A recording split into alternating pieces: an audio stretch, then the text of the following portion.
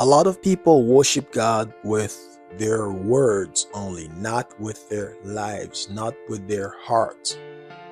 They just say things and they sound religious, but they're not ready to surrender completely to God. They are not ready to give all of them to the work of God.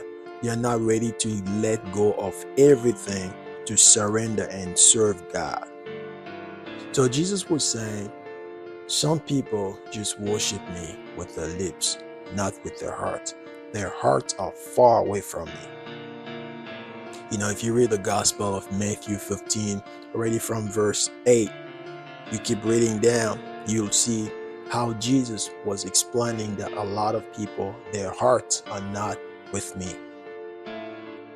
And the Bible tells us where your heart is, where your treasure is.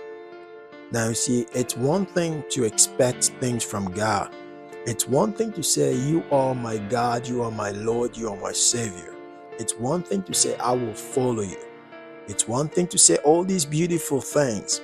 You are my God, I love you, I surrender to you, I will live my life following your words, your instructions. But then it's another thing to give your heart completely to God. So a lot of people just say all these beautiful words and beautiful confession and things that, it sounds great in front of people, but their heart is still far from God. What God really wants from you this time is your heart. You see, if you have not given your heart completely to God, you are just playing hide and seek with God, and you are wasting your time, your life, your energy, your everything. Stop playing hide and seek with God. Bring your heart, bring your complete heart to God. How do you know you have given God your complete heart? One of the signs are that you will struggle to give God anything that you have if you have not given Him your entire heart. See that? It becomes a problem to honor God if God has not taken your complete heart. And not just that, you will also realize that your list of priorities are very different. God is not the first in your list of priority. Other things are. Sometimes other people come first before God, but we say we love God. We say we worship God, but the person that you really love comes first. Nothing should be first. God should be and remain the first in the list of priority.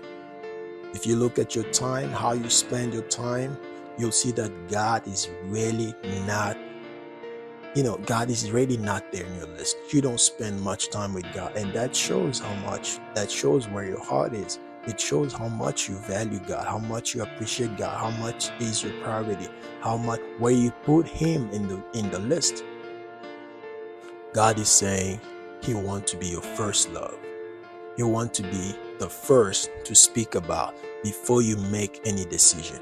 You want to be the first you consult before you go ahead and make any decision.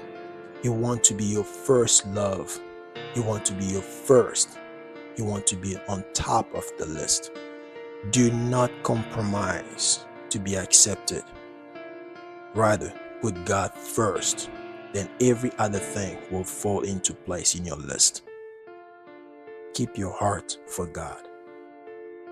Do not look for things. Do not look for approval. Do not look for identity. Do not look for all these other things that we look for. First, God.